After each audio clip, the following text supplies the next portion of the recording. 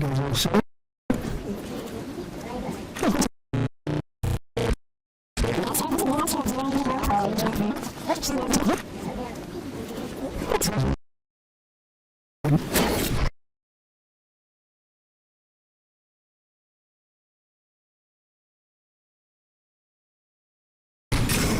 You guys all set? Good, thank you very much.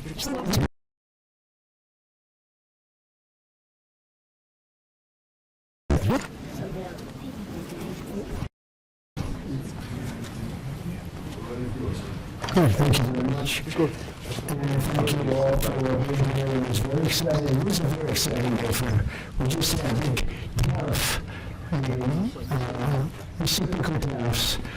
Should have been done 4 years ago, it wasn't, but it was now. It was a big moment to actually. It's going to be a real.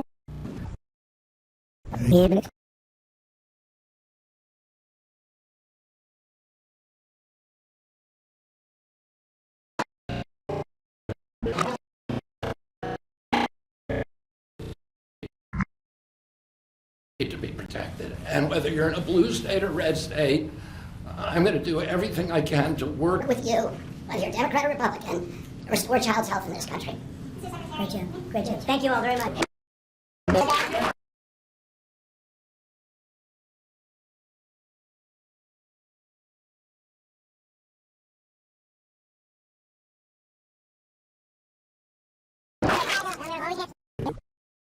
Great job. Thank you all very much.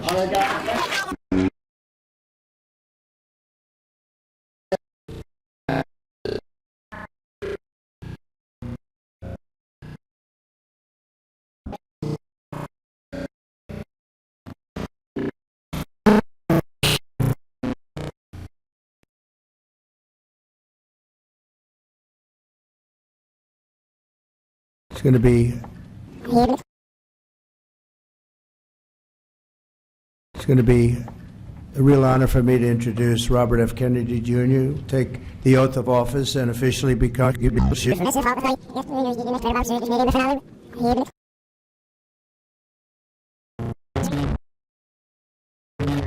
wasn't, but it is now. It was a big moment to actually.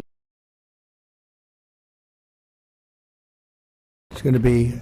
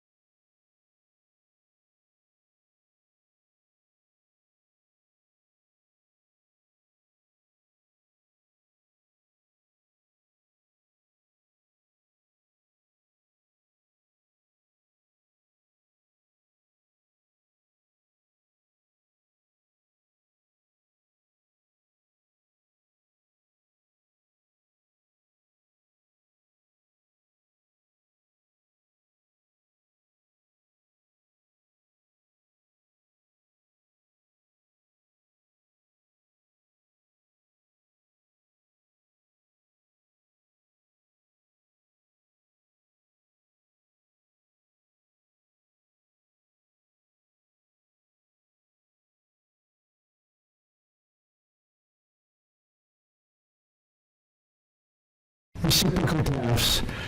Should have been done 4 years ago, it wasn't, but it is now. It's a big moment to actually.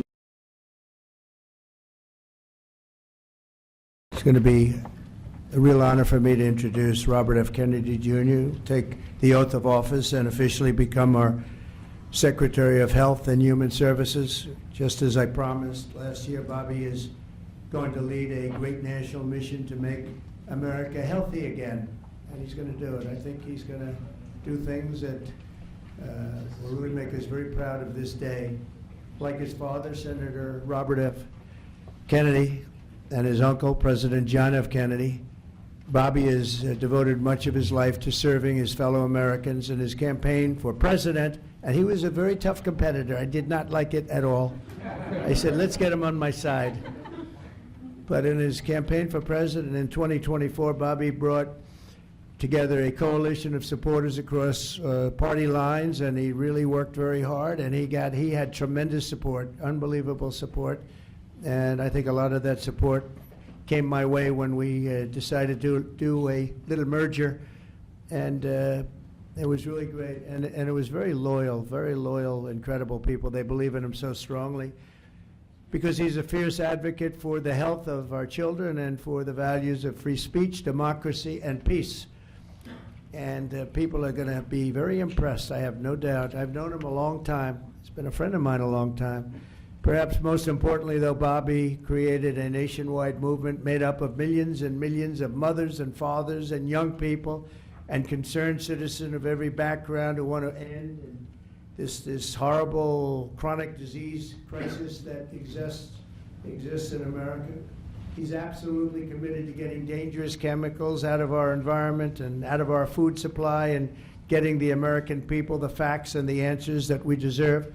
After years in which our public health system has squandered the trust of our citizens, and they really have. They don't trust us. They don't trust anybody, frankly. They've gone through hell. There's no better person to lead our campaign of historic reforms and restore faith in American health care. And Bobby's going to do it. The United States spends more money in health than any other country on earth, but we're growing sicker every year. We're not as healthy as countries that spend just a fraction of what we spend, so there's something wrong. He's going to figure it out. In recent decades, we've seen staggering increases in cancer rates across all age demographics, including more than 40% increase in childhood cancer since 1975. Who can believe that? And an explosion in other chronic childhood illnesses. Not long ago, 1 in 10,000 people, children, had autism. Now it's 1 in 36. Think of that. 1 in 10,000. 1 in 10,000. Now it's 1 in 36. Who can believe that? There's something wrong. There's something wrong. And I think it's something that can be found out. In 2022, more than 40% of children had at least one chronic health condition, and today nearly 80% of young adults do not qualify for military service, in large part for health reasons. Think of that, 80%. Something is wrong, and that's why immediately after Bobby is sworn in, I will be signing an executive order establishing the President's Commission to make America healthy again. We have some great people on that commission. Chaired by our new secretary, this groundbreaking commission will be charged with investigating what is causing the decades-long increase in chronic illness, reporting its findings, and delivering an action plan to the American people. And it's going to be a plan that people are really waiting to hear. Bobby, I want to thank you. You've gone through a lot. It's taken great courage. You've been amazing, actually. I'd call him and say, you're going to be okay. And he said, I know, I really do. He's really been supported amazingly by Cheryl and his family. And it was very tough. It was a very nasty group of people that were after him, but he was tougher and he was smarter than they are. And that's why he's here today. There are very few people that could have withstood the assault, but he was able to. So I just want to congratulate you, and we have a very special person here to swear you in, a man that I think has done I think he's just an amazing man. As you know, his name happens to be Gorsuch, and he's a member of the Supreme Court, in extremely good standing. He's highly respected by everybody. And I didn't know, are you two friends or something? Or did this just happen to be the justice? Did this just happen to be the luck of the draw? What happened? I reached out to him. Did you reach out? Well, you reached out to a very good man. So please, if you would, thank you very much.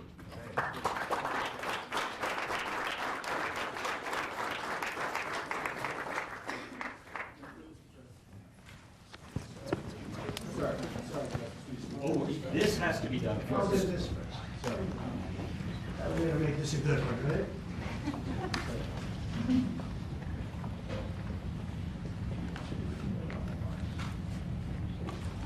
Okay, it's good so far, brother. Good. It's a 10.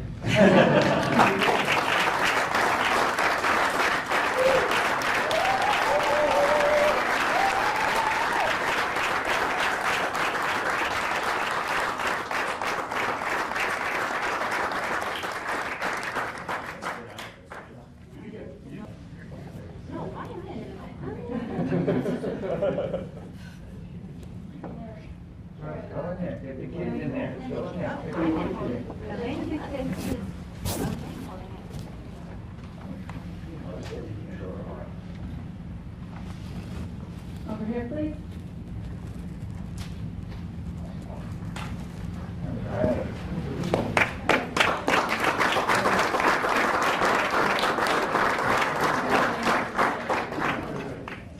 Really happy.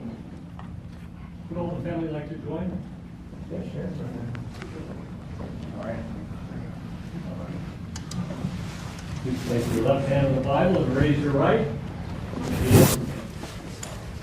I, Robert F. Kennedy Jr., I, Robert F. Kennedy Jr., do solemnly swear do solemnly swear that I will support and defend that I will support and defend the Constitution of the United the States Constitution of the United States against all enemies, against all enemies, foreign and domestic, foreign and domestic, that I will bear true faith and allegiance to the same, that I will bear true faith and allegiance to the same, that I take this obligation freely, that I take this obligation freely without any mental reservation without any mental reservation or purpose of evasion, or purpose of evasion, and that I will well and faithfully discharge and that I will well and faithfully discharge the duties of the office the duties of the office on which I am about to enter. on which I'm about to enter. So help me God. So help me God. Congratulations, Mr. Secretary.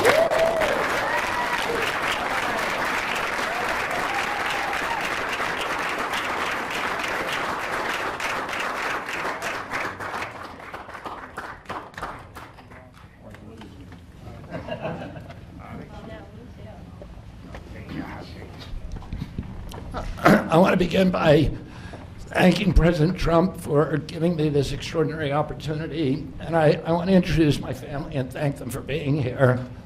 My wife Cheryl, my cousin Anthony Shriver, my daughter Kik, my other daughter Kira, Catalina Shriver, Joey Shriver, Jackson Hines, and Amaryllis Kennedy.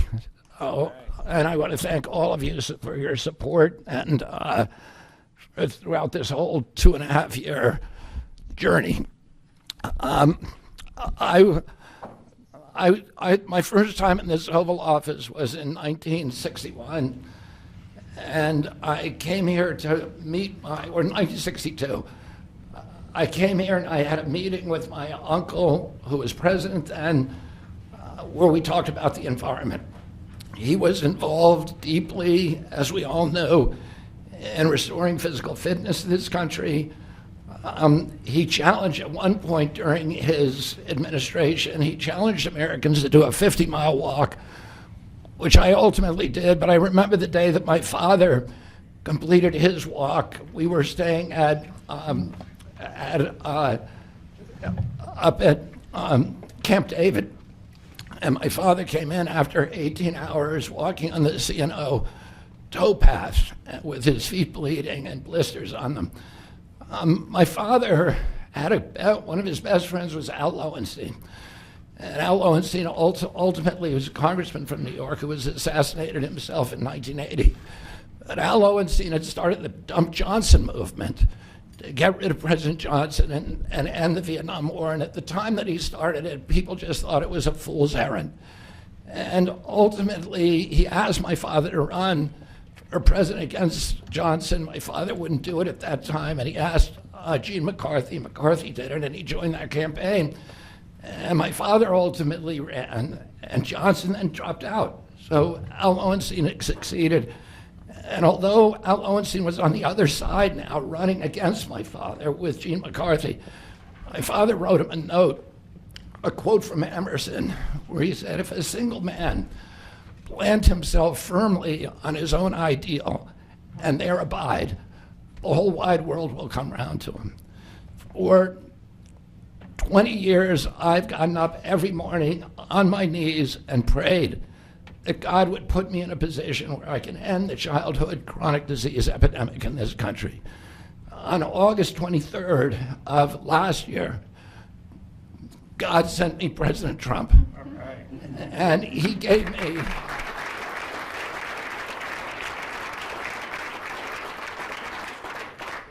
he's now given me, he's kept every promise that he's made to me. He's kept his word in every account and gone way beyond it. I'm so grateful to you, Mr. President. A lot of people told me that I couldn't trust President Trump, that I better get it in writing. And we did a handshake, and everything that he told me he was going to do, he has done. Right. And I'm so grateful to him, and I've told you before, I genuinely believe that you are a pivotal historical figure, that you are going to transform this country at a time when we see all of the indicia of democracy now in tatters in our country. We see the rise of the military-industrial complex, the rise of totalitarianism, these attacks on our Constitution, and this breathtaking epidemic that is disabling our people. President Trump has promised to restore the American dream in this country. A healthy person has 1,000 dreams. A sick person only has one. 60% of our population has only one dream, that they get better. President Trump has promised that he's going to restore America's strength. But we can't be a strong nation if we have a weak citizenry. If people are sick, 60% of our people are sick, 77%, as President Trump mentioned, of our children cannot qualify for military service. And we need a man on a white horse now. We need somebody who is willing to come in and has the spine and the guts and the strength to challenge orthodoxies, to stand in the way of vested interests, and to break institutions that have turned against our democracy. President Trump has shown again and again that he is that hero. And most recently, I greatly appreciate it, and I called you the day that you announced the termination of USAID. My uncle started USAID in 1961 for humanitarian purposes, to put our country on the side of the poor. It has been captured by the military-industrial complex. It has become a sinister propagator of totalitarianism and war across the globe. And very few people understand how sinister this agency really is. And President Trump saw that, and he stood up to it with a masterstroke. And we want to do the same thing with the institutions that are stealing the health of our children. We need a revolutionary figure, and you are that figure, and I'm very grateful for giving me this opportunity. I want to recognize some of the allies that I've had in this battle for a long time. Senator Rand Paul, Senator Ron Johnson, Senator Roger Marshall, Marjorie Taylor Greene, and Buddy Carter, who've all been champions of the MAHA agenda before I even came along. I'm very grateful for you for standing strong. Thank you very much, President Trump.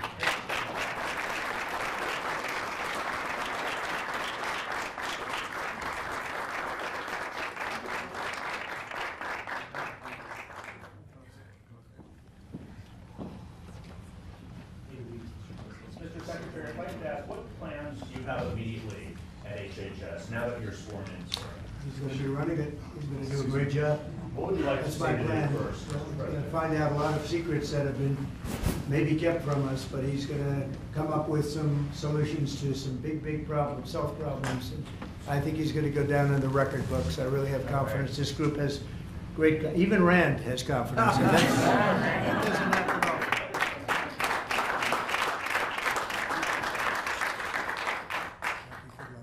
If I could ask you, Mr. Secretary, do you plan to fire anyone immediately, or what are your plans on day one, which I guess is today? Our plans are radical transparency and returning gold standard science to NIH, to FDA, and CDC, to ending the corruption, ending the corporate capture of those agencies, getting rid of the people on those panels that have conflicts of interest, so we can do unadored and unimpeded science rather than the kind of product that is coming out of those agencies today.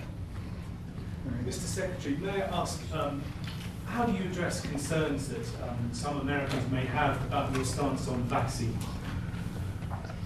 When people actually hear what I think about vaccines, which is common sense, which is vaccines should be tested, they should be safe, everybody should have informed consent, people are reacting because they hear things about me that aren't true.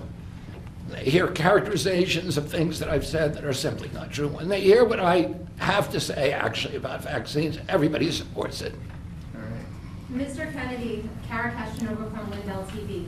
What's your message to Democrats in the Senate that fought so hard to keep you from taking this position? And congratulations, by the way.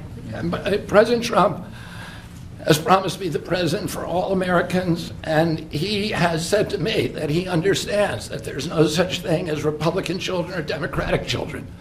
All of our children need to be protected, and whether you're in a blue state or red state, I'm going to do everything I can to work with you, whether you're Democrat or Republican, to restore child's health in this country. Mr. Secretary. Great job. Great job. Thank you all very much.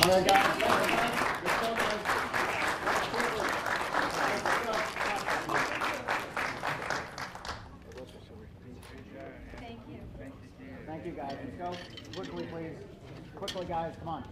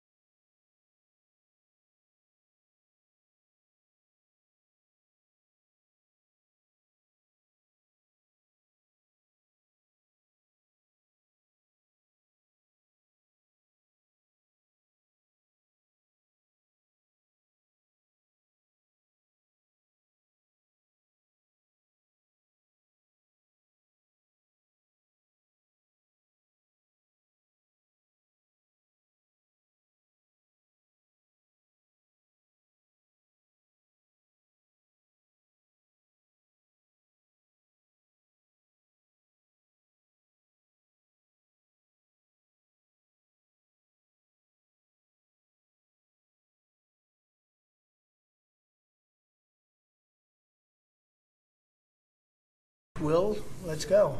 A couple things for your signature today, sir. First, this is a slate of nominees to the President's Intelligence Advisory Board. Okay. All great people. Yes, sir. Very good. Thank you.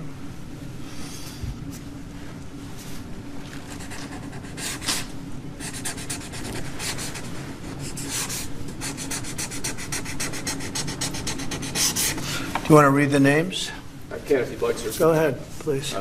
First, the chairman will be Devin Gerald Nunez, and the members of the board will be Scott Glabe, Amaryllis Fox Kennedy, Brad Wenstra, Katie Miller, Wayne Berman, Rents Priebus, Robert O'Brien, Joshua Lobel, Sander Gerber, Jeremy Katz, and Thomas Hicks Jr.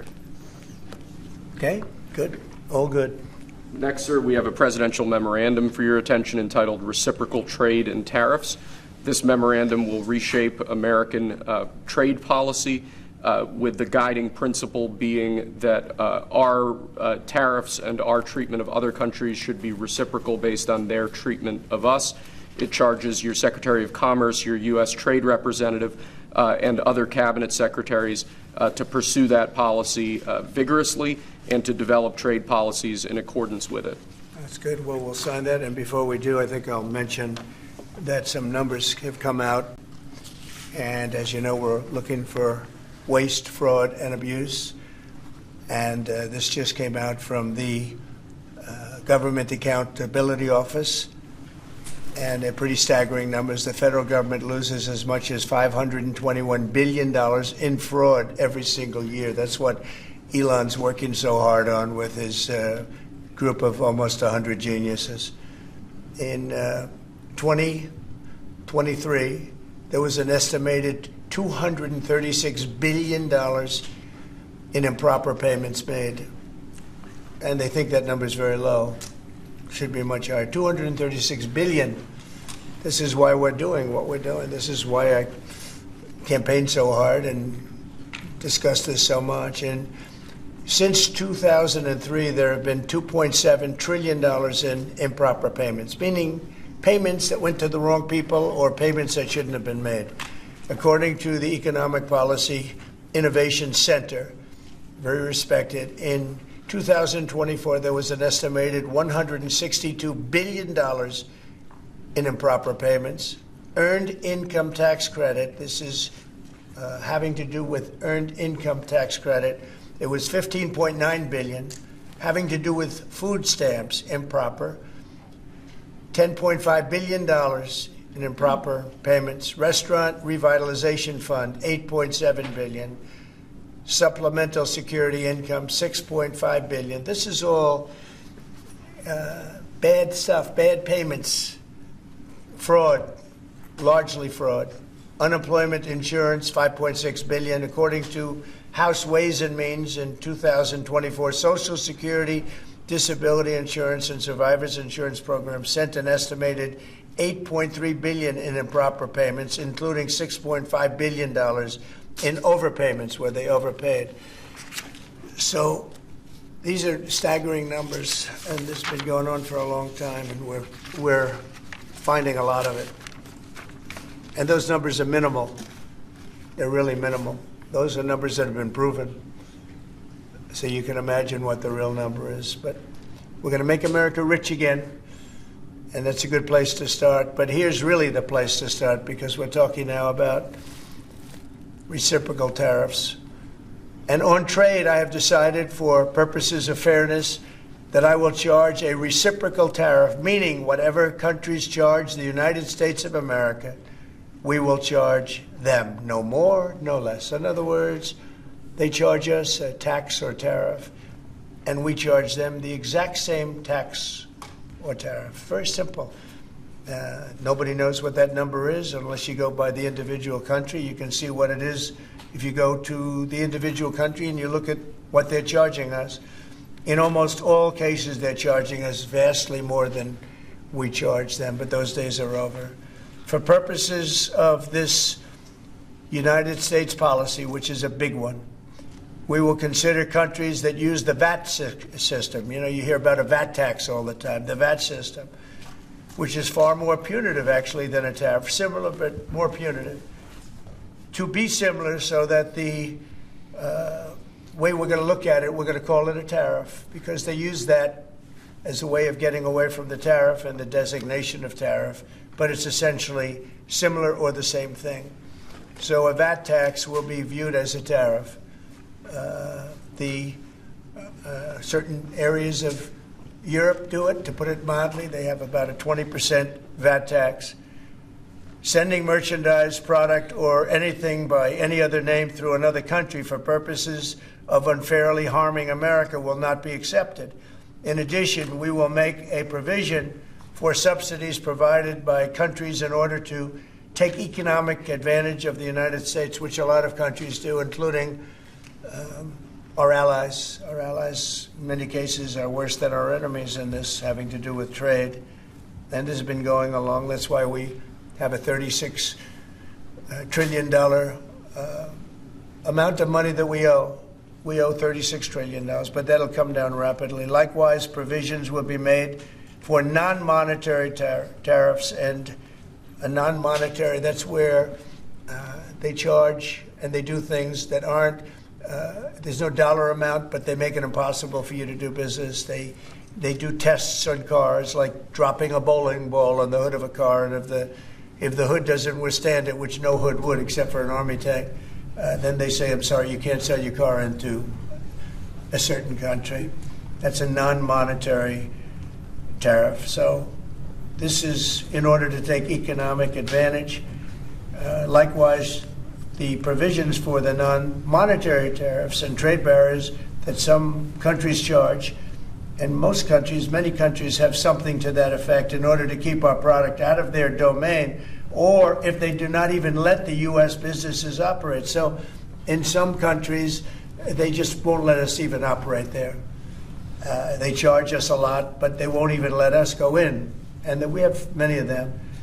And what our Secretary of Commerce, standing right behind me, Howard Lutnick, what he's going to be doing is he's going to come up with a number that's an equivalent number to that. But in many countries, not too many, but quite a few, they don't let us do business. They effectively don't let us do business. So we're going to put a number on that that is a fair number. We're able to accurately determine the cost of these non-monetary trade barriers, and we'll be able to do that very accurately. Right? It's fair to all. No other country can complain, and in some cases, if a country feels that the United States would be getting too high a tariff, all they have to do is reduce or terminate their tariff against us, in which case we're going to pay the same thing. There is no tariff. So if they have a tariff and then they complain that this is too high, all they have to do is reduce their tariff or not charge it. I think there'll be certain countries, it's already happened. I believe I heard that the EU today or yesterday lowered the tariff on their cars to 2.5% because that's what we charge.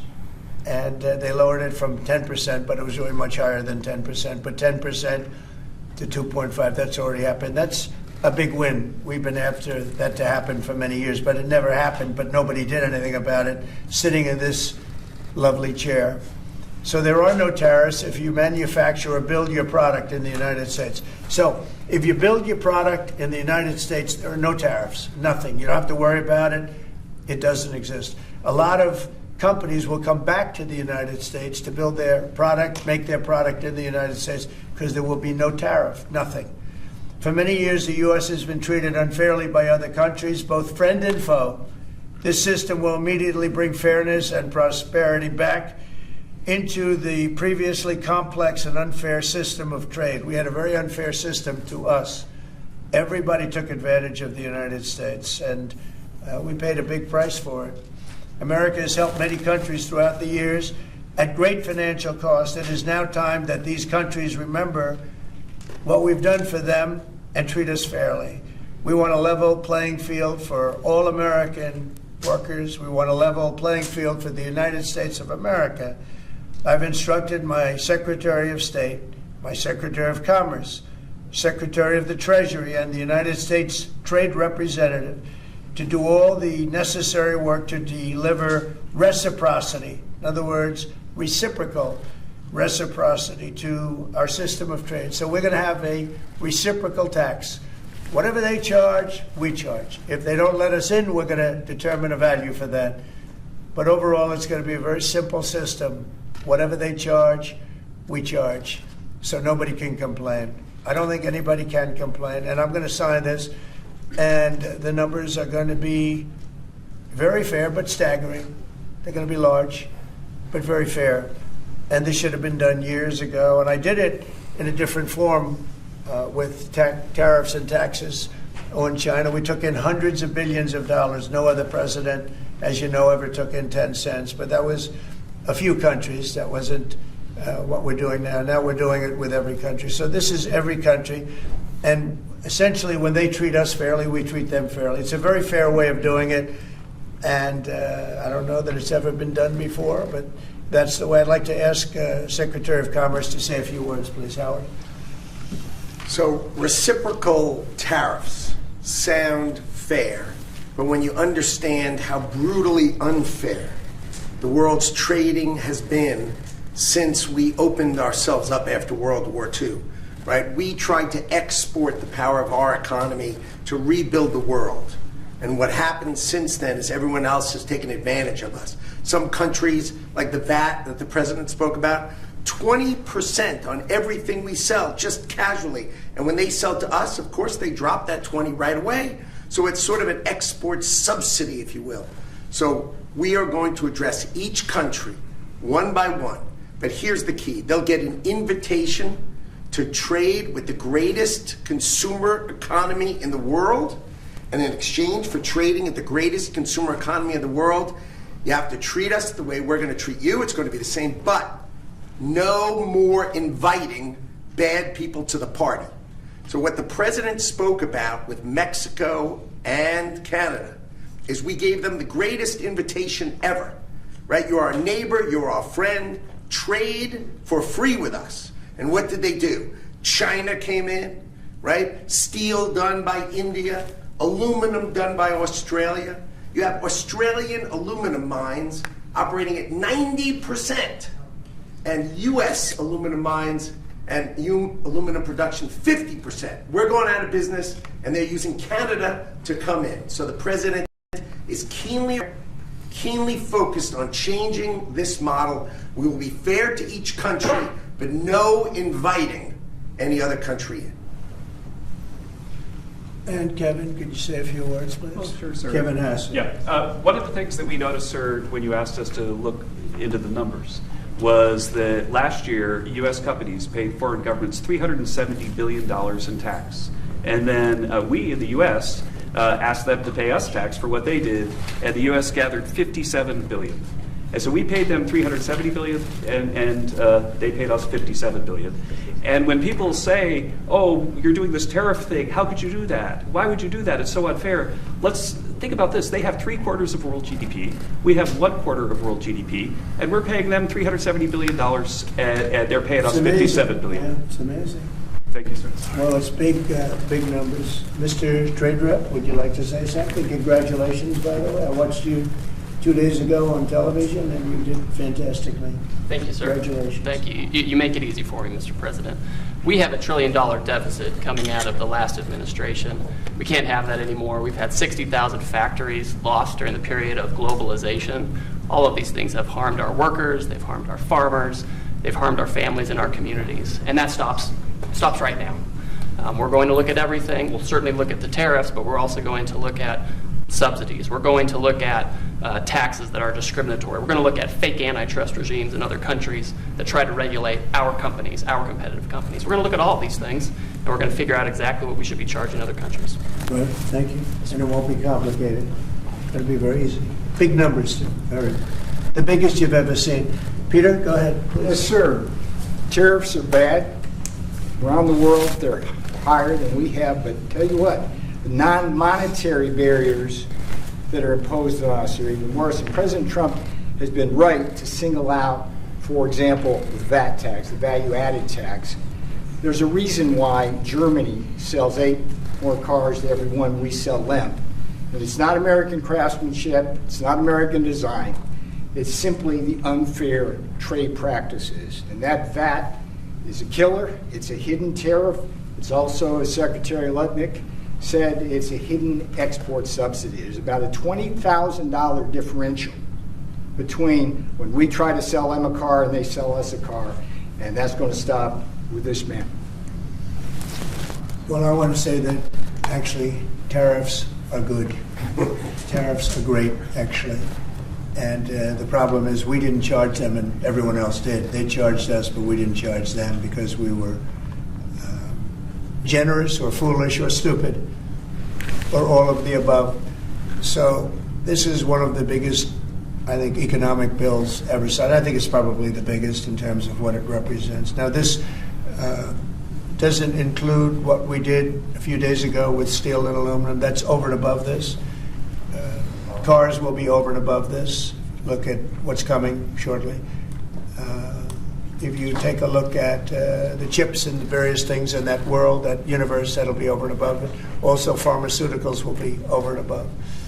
So those elements will be over and above. Otherwise, this is covering pretty much everything. And it's going to be great for the United States and fair for the world. I mean, it's the most fair you can do. We could charge just a flat tariff, and that would be in many ways easier, but you could make a case that that wouldn't be fair to other countries. This is fair.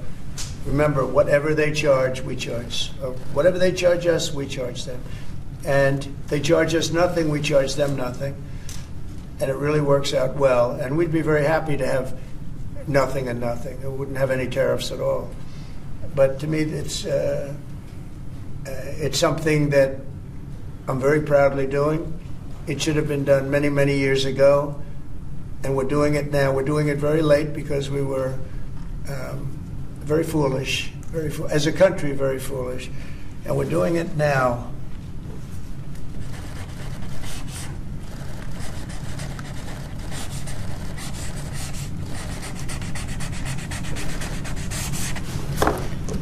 Well, that's a good one. Mr. President, you won the White House in part because of high inflation. If your tariffs make prices go up... Excuse me, we haven't asked you to speak yet, please. Right? Okay.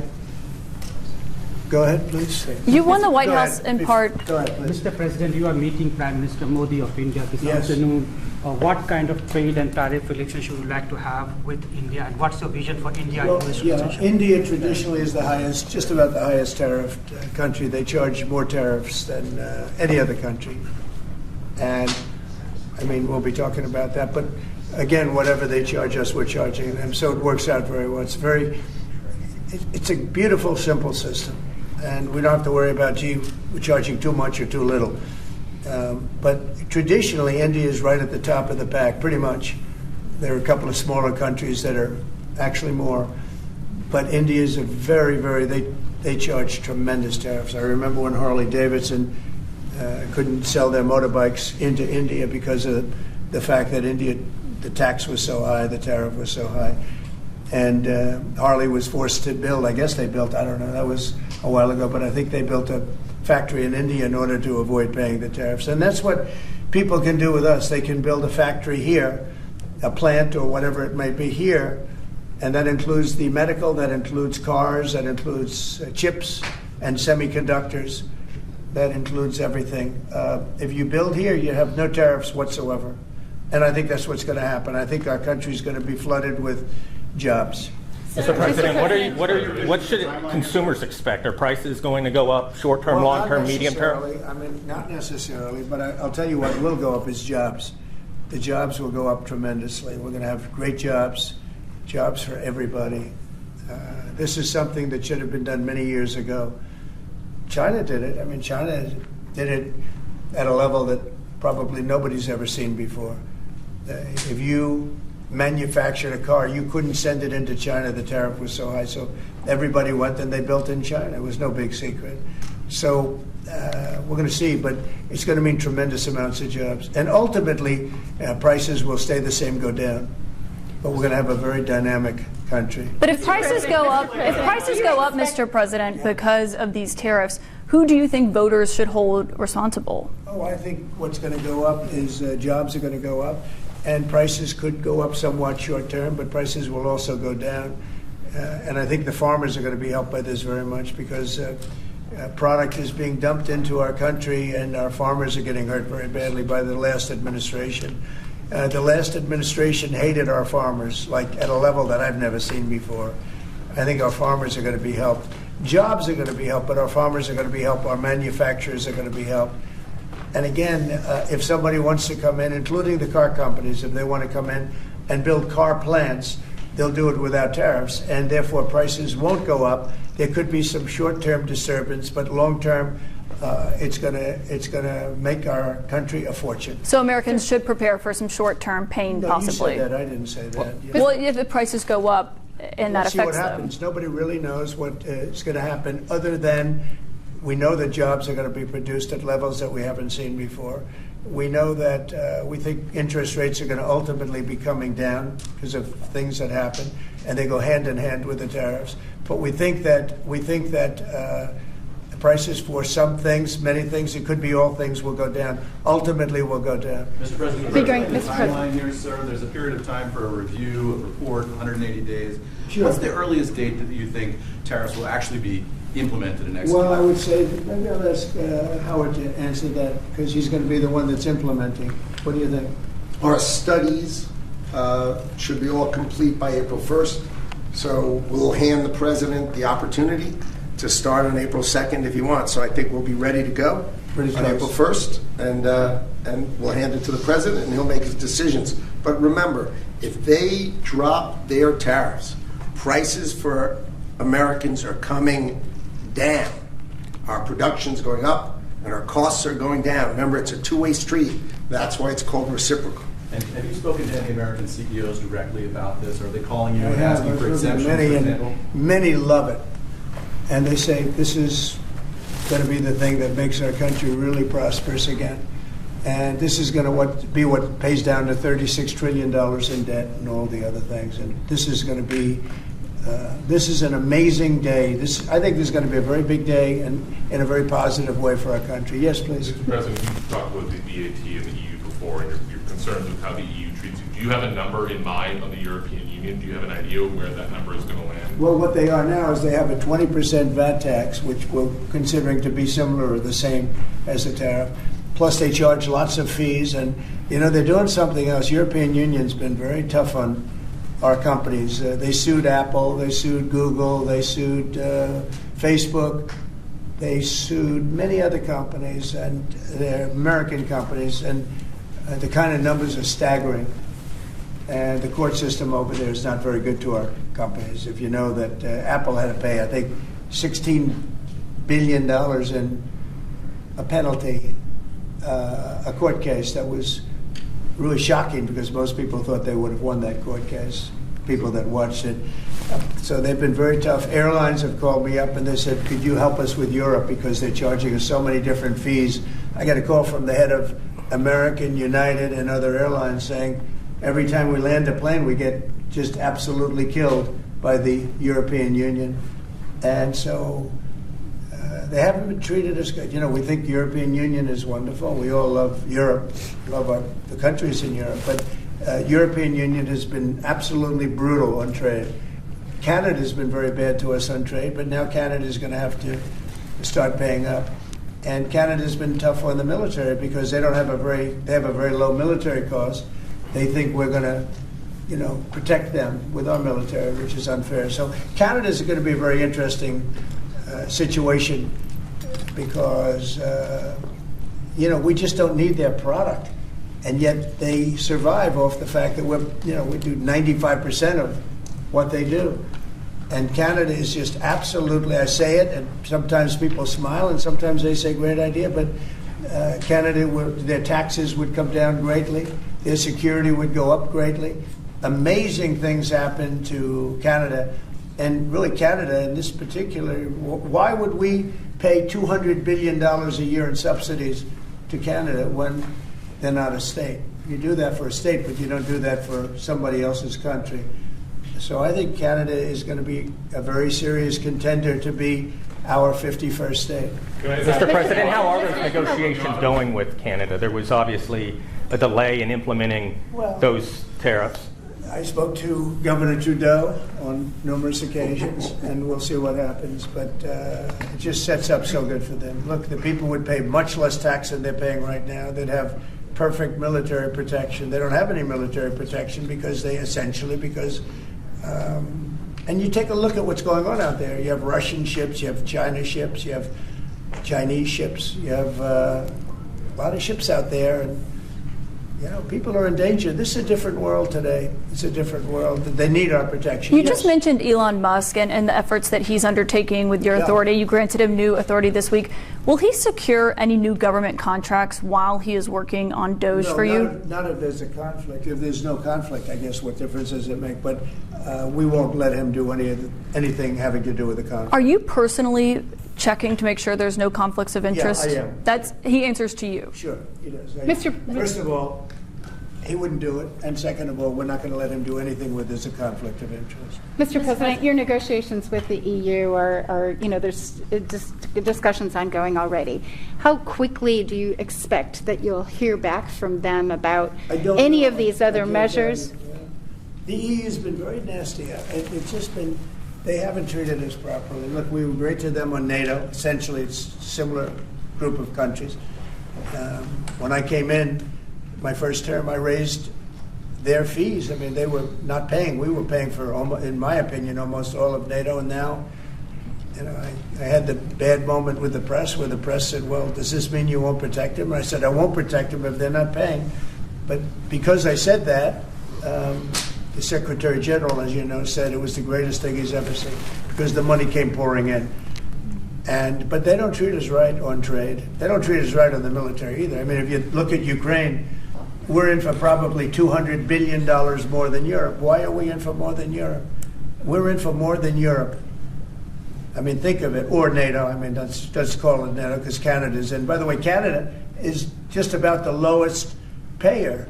Also, they shouldn't be. They are just about the lowest payer in NATO in addition to everything else. So Canada's really been taken advantage of. And if they had to pay just something modestly fair, they wouldn't be able to succeed as a country.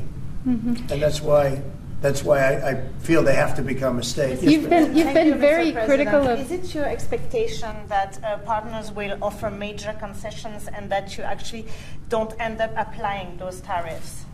No, I think that a lot of them will stay the same, and whatever they pay, I'll pay. I mean, we'll have a lot of them stay the same. I think some.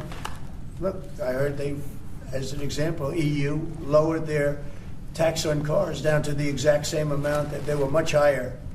They were approximately 5 times higher, and they lowered them down to the exact tax that we're charging. That took place like yesterday or the day before. Is that a correct statement? I think so. Yeah. Do you expect any exemptions or waivers?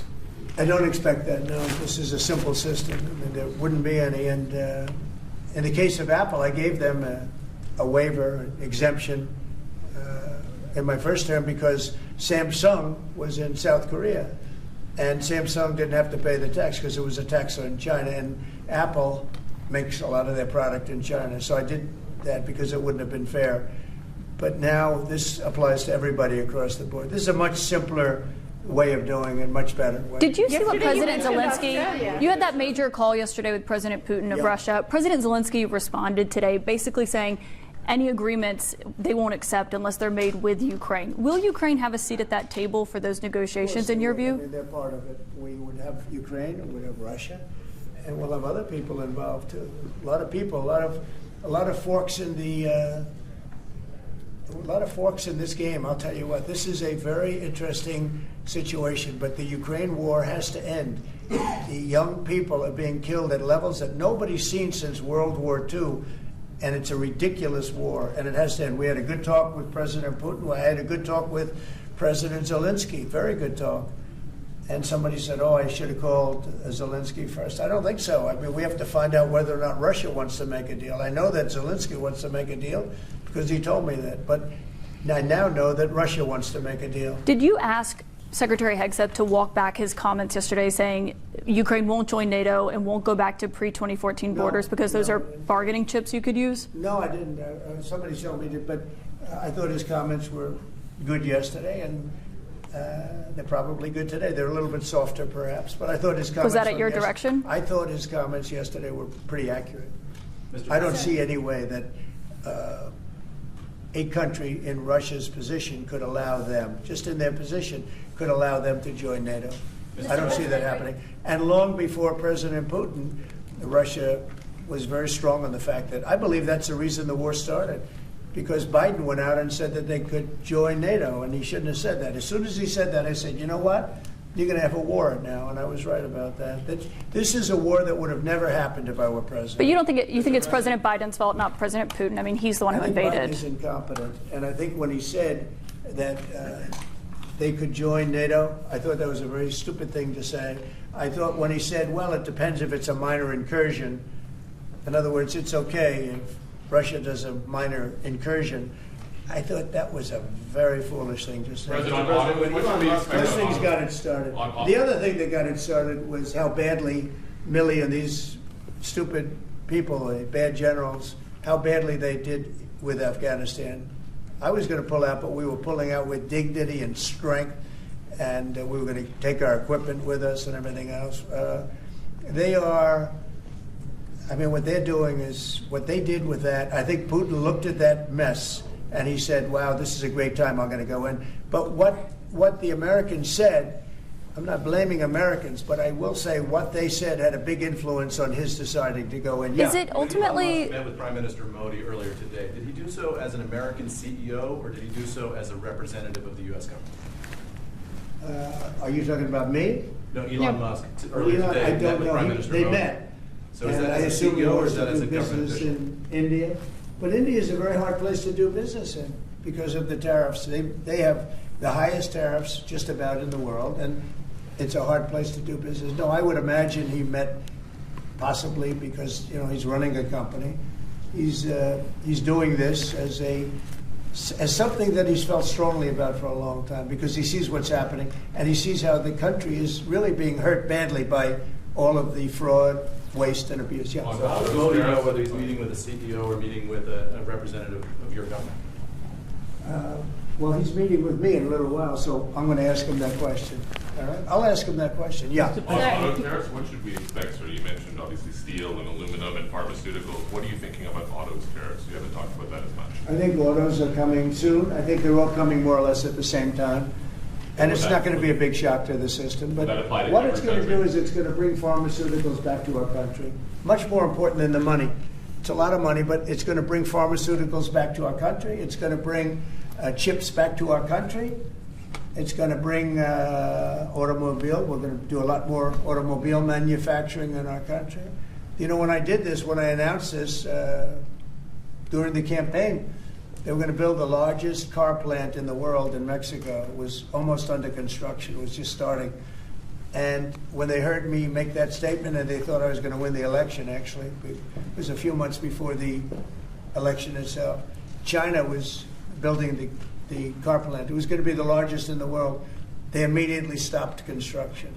You can see the foundations there. They immediately stopped. When they heard I was doing this, that would have destroyed Detroit. It would have destroyed Michigan. This plant would have taken up more than almost the whole state built. And it would have been very destructive. When they heard me speak, and they said, wow, if he gets in, we're gonna lose our shirt. So they stopped building. That's the impact that tariffs have. Again, you know, I say it, and I say it loudly. It's the most beautiful word, but now I say religion, love, and a couple of other things are more beautiful, because I got a lot of problem with the fake news when they said, oh, other things are more important. God is more important, but these are the words. But I would say it's number 4 or 5. To me, it's the most beautiful. And I'll tell you what, I think really reciprocal tariffs, those 2 words, reciprocal makes tariffs really fair. Mr. President. Right? It would be No, all we're not looking to do any exemptions now. on autos. You don't need to. With reciprocal, you don't need to. Mr. President, do you have an update on TikTok and how just arrived at the RS? Fox Radio? Do you have a update on the TikTok negotiations and Yeah, kind of we have like a lot that of timeline's running out, isn't it? Well, I have 90 days from about 2 weeks ago, and I'm sure it can be extended, but let's see, I don't think you'll need to. We have a lot of people interested in TikTok, and I hope to be able to make a deal. I think it would be good. You know, people have learned it's very popular, and we'll have to probably get approval from China to do it, but we have a lot of people that are interested, and a lot of people, I think China will be interested because it's to their benefit too. So I look forward to that, but we have a lot of people that are interested in TikTok, quite a few. Mr. President, Doge workers arrived today, Gavin Klager and others arrived today at the IRS. Do you expect to close the IRS, or what are you expecting to happen? You've talked about the ERS. But I think that the Internal Revenue Service will be looked at like everybody else. Just about everybody's going to be looked at. So it's they're doing a hell of a job. It's an amazing job they're doing. And you know, that force is building. I call it the force of super geniuses, but it's building. And you know, they go up and they talk to some of the people about certain deals, and the people get all tongue-tied. They can't talk because these people get it. They're very smart people. We need smart people. How long do you expect Doge's... On tariffs, sir. Yeah, Brian? Yes, sir. Mr. President, I know that during the campaign, it was huge in Pennsylvania as far as bringing back manufacturing. Have you talked to any CEOs since the tariffs were announced on steel and aluminum? What's the feedback from those guys? They are in love with it. As you know, in Pennsylvania, U.S. Steel is through the roof. They're all through the roof. That's why I didn't want U.S. Steel to make a deal with Japan or anybody else. I think it's going to do great. But I think maybe more than anybody else, the steel companies and aluminum companies, they're in love with what's happened. And this will eventually be the car companies and chip companies. We have to have chips made in this country. Right now, everything's made in Taiwan practically, almost all of it, a little bit in South Korea. But everything, almost all of it is made in Taiwan. And we want it to be made. We want those companies to come to our country, in all due respect. You know, they took the business away. Taiwan took our chip business away. We had Intel, we had these great companies that did so well, and it was taken from us, and we want that business back. We want it back in the United States, and if they don't bring it back, we're not going to be very happy. Sir, on tariffs, are you... Yeah, Brian? Pharmaceuticals as well, and China, that's national security to bring and that other back. places, yeah, China and other places. We want to get the pharmaceutical and drug business back into the United States, where it should be. Right? Sir, on tariffs, are you concerned that the countries that would be most affected, like India, would just shift their trading to China? No, I'm not concerned about anything, really. I mean, I'm just doing what's fair. This is a very fair thing. This should have been done a long time ago. I would have done it, but then COVID hit. I was getting ready to do this years ago, and the first time we had the most successful economy in history, and then COVID hit, and this was going to be the thing that I was most waiting to do, but it was awfully hard to do this with Italy and France and Spain and all those people were dying, and then we put tariffs on. On those negotiations, I have a big heart. Sir, on Ukraine, when Putin says that he really wants peace, do you believe him? Yeah, I do. I believe he wants peace. I believe that President Putin, when I spoke to him yesterday, I mean, I know him very well. Yeah, I think he wants peace. I think he would tell me if he didn't. Do you trust him? I'd like to see peace. Do you trust President Putin? I believe that, I believe that he would like to see something happen. I trust him on this subject. I think he'd like to see something happen. I think it could have happened a long time ago. I think Biden, number one, it shouldn't have started, but it did. And now all those cities are knocked down, they're like demolition sites. But Putin knocked them down. All those beautiful golden towers are knocked down. There's nothing going to replace them. But much more importantly, you lost millions of people. A lot of soldiers, but you lost millions of people. When they knocked down those cities, and they're all laying down on the side, they're lying down just in ashes and all crumbled up concrete. They literally look like a world-class demolition site. And many of them, almost all of them, but many of them, and this should have been done by Biden years ago. This should have never been allowed to happen. I know he's a friend of yours. But couldn't Putin just withdraw his troops today? CNN. That's why nobody watches CNN anymore, because they have no credibility. Couldn't the Russian leader just withdraw his troops? If you find a buyer in the United States for TikTok, do you think Xi Jinping will authorize the sale I of it? think so. I'm going to make it worthwhile for China to do it. I think so. I mean, I got to know TikTok because during the election, I ended up with 36% higher than my opponent with youth. Okay, that never happened before. That's always been a Democrat thing. It became a Trump thing, and I think TikTok. I think Joe Rogan was a part of it. Some of the great people that I did interviews with were a part of it. But I think that TikTok was I think it was a big part. Look, as you know, we were up by 36% with youth. The Republican was never up with youth. And I focused on TikTok, and I found it to be amazing, actually, and very fair. And I think the image of TikTok is different than it was before the election. I think people saw it, and they view it as a positive, not a negative. But isn't that all the reason I think why it'll be Xi to Jinping China's wins advantage to have the deal be made, yeah. How much money do you think you'll raise from tariffs on an annual basis? That's the most interesting question. I think it'll be a staggering amount. It will be the external, I call it the External Revenue Service. That was a name that was devised by a few of us, but I think it's going to be a staggering amount. We've heard it's the number $1 trillion floated in meetings with Senate. Is Well, that a number you thought I don't know, but already the Senate's saying, well, wait a minute, they're looking at some of the numbers and they're saying, whoa, look, we want to, I say America first, I say make America great again. That's what we're doing. I think it's the most important thing I've signed. I've signed some very important things. Right to try was so important. I mean, a lot of important things. Space Force, the biggest tax cuts in history. This could be one of the most important things that we've ever signed. Do you expect the Russians and President Putin to attend the summit in Saudi Arabia? Eventually, yeah. Not quite yet. It's a little early. They're having a meeting in Munich tomorrow. Russia is going to be there with our people. Ukraine is also invited, by the way. Not sure exactly who's going to be there from any country, but high-level people from Russia, from Ukraine, and from the United States. Do you want to add Russia back to the G7, sir? I'd love to have them back. I think it was a mistake to throw them out. Look, it's not a question of liking Russia or not liking Russia. It was the G8, and I said, what are you doing? You guys, all you talk about is Russia, and they should be sitting at the table. I think Putin would love to be back. Obama and a couple of other people made a mistake and they got Russia out. It's very possible that if that was the G8, you wouldn't have had the problem with Ukraine. And if I was president, you definitely wouldn't have had the problem with Ukraine. Russia would have never attacked Ukraine. Can I ask you on that? But you ask a very good question, the G8. It used to be the G8 and then these people threw them out. And I was arguing with Trudeau and with numerous of the people. Actually, Prime Minister Abe, a great man from Japan, agreed with me 100%, and some of the others did too. But I got there, it was the G7, as you know. They had already been terminated.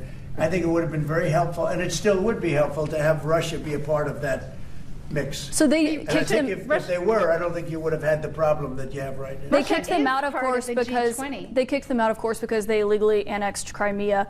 I mean, how would you have responded if Russia invaded or took over land that wasn't theirs? During Obama. 2014. They took, well, now they're looking to take the whole thing. Then they took a big chunk of land and people, as you know, during Bush. And now they're trying to take the whole thing during Biden. You know, the only one that didn't give them anything is Trump. They never took anything with Trump. Nothing, not 2 inches of property of land. But Crimea was Obama. And then Bush gave him a lot, you remember. And then, in fact, it's a sort of a standard little phrase. And Biden's giving them everything because this is a war that shouldn't have been had. And the only one that didn't give him anything is Trump. Mr. Trump, President Trump. Wall Street about these tariffs. So there's been some nervousness on Wall Street about that. I don't think so. I mean, there hasn't been very much, and I think it's going to make the United States stronger, and in many ways it could make other countries stronger too. You know, other countries want to have a strong United States. They want to have a strong America, and I think it's going to make us very, very strong, much stronger. And we have a lot of work we're doing on the military. Our military already, I've authorized some contracts to be built that are very substantial. We're building the greatest equipment in the world. We have the greatest military equipment in the world. We're building it. At some point, when things settle down, I'm going to meet with China, and I'm going to meet with Russia in particular, those two, and I'm going to say, There's no reason for us to be spending almost $1 trillion on military. There's no reason for you to be spending $400 billion. China's going to be at 400 billion. We're at $1 trillion. We're going to be at close to $1 trillion. And I'm going to say, we can settle this on, we can spend this on other things. We don't have to spend this on military, because, and I'm going to be meeting with China. You know, we were trying to de-escalate nuclear, and I was in a position where Russia had agreed and China had agreed we were going to start, and then we had a rigged election, so that never took place. But this one was too big to rig. We won by so much that it was too big to rig. You want to do the China meeting in the United States, or would you travel to China for that? For what? A China meeting.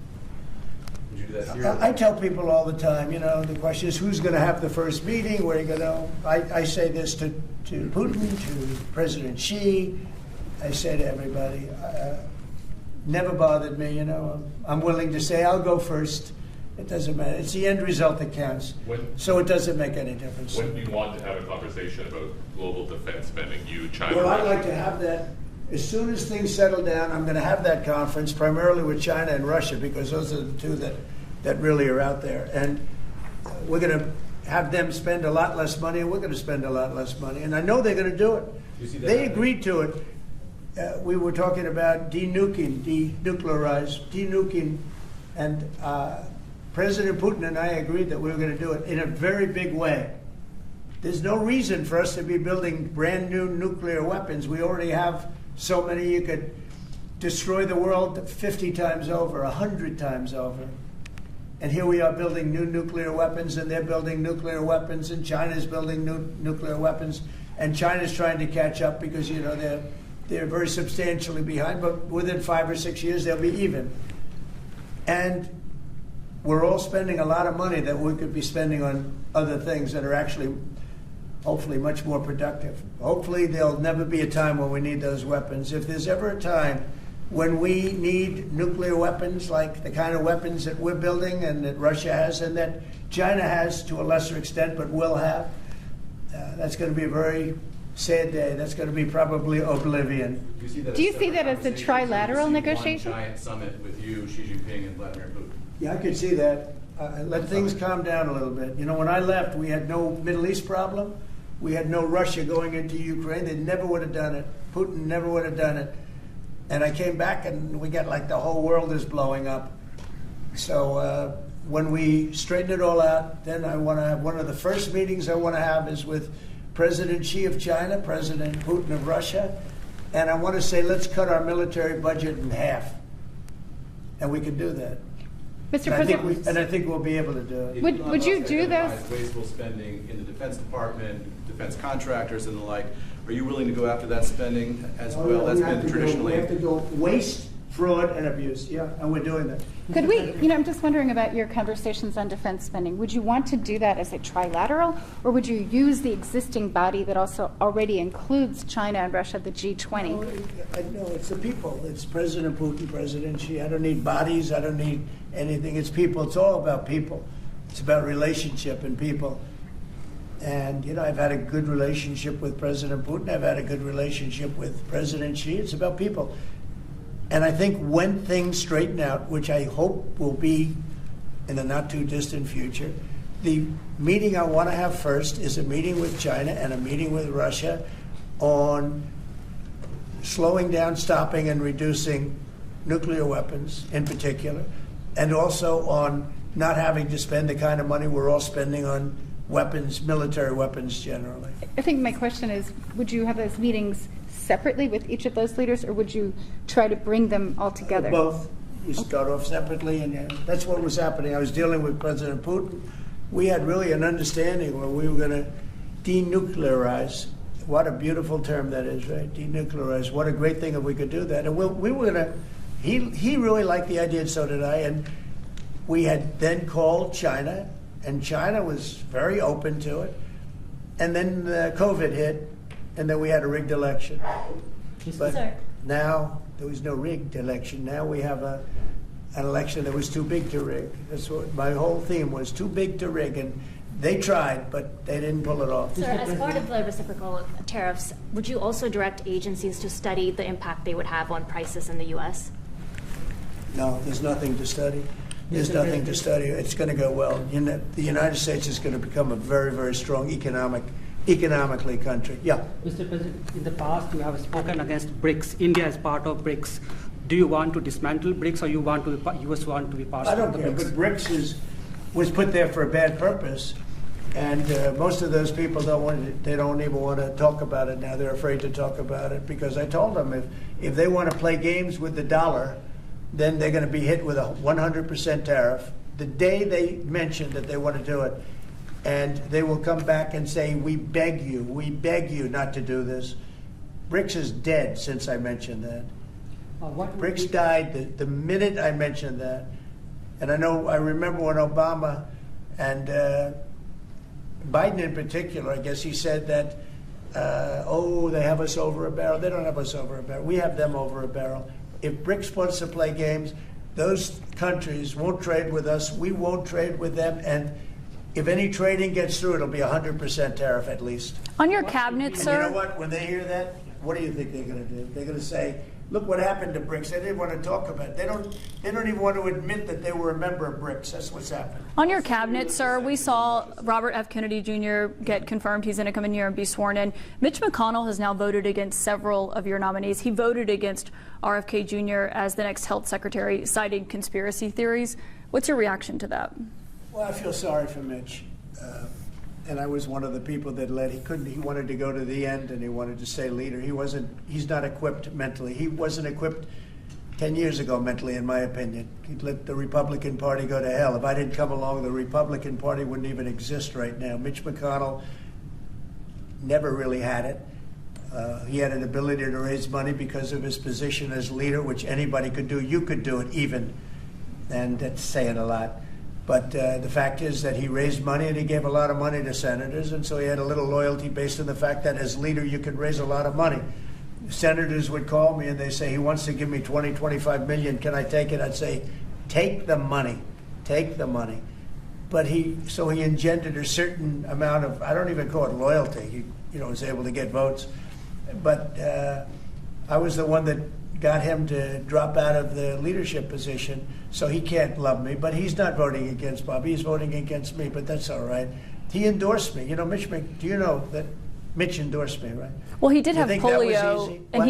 he had polio, obviously, and he cited the vaccines I don't know as about why. He had polio. Are you doubting that he had polio? I have no idea if he had polio. All I can tell you about him is that he shouldn't have been leader. He knows that. He voted against Bobby. He votes against almost everything now. He's a very bitter guy, and we have a very strong party. And he's almost not even really a very powerful member. I'd say he's not he's lost his power, and it's affected his vote. And it's one of those things. But in the meantime, Bobby did great, got more votes than anybody thought, and I think he's going to do phenomenally in that position. And everybody else likewise did well. Not only well, they got more votes than anybody thought. Tulsi, look at how she did. She did great. Marco got 99 votes. How about that? And Marco got 99 votes. And Marco, by the way, I have to tell you, Marco Rubio's done a fantastic job. He's been a great Secretary of State. They're all doing great. But we're going to have a swearing in today, and maybe we're going to have a second one because I hear we have a couple of them coming up. And the man behind me is doing a fantastic job, Secretary of Commerce. And I think you're going to see something very big come from today's signing. This is going to be a very important signing. Okay? U.S. Steel, sir, can I ask very quickly? You said you'd meet with the head of that company and the Japanese company. U.S. Steel is going to be here. A lot of the steel companies are coming. I think steel companies, they love what's happening to them. We saved it. If I didn't do the tariffs from my first term, you wouldn't have one steel company here. You wouldn't have one steel. There wouldn't be a steel company alive in the United States. And right now, they're going to be thriving. They're doing very well, but they're going to be thriving. They're going to be coming out. People are going to want to buy those steel companies like crazy. Are you still planning to mediate talks between Nippon Steel and U.S. Steel? Yeah, I don't know. I think U.S. Steel right now has all the power. The tariffs have given U.S. Steel a new lease on life. Okay? Thank you all very much. Thanks, guys. Let's go. Thank you. Thank you, guys. Come on.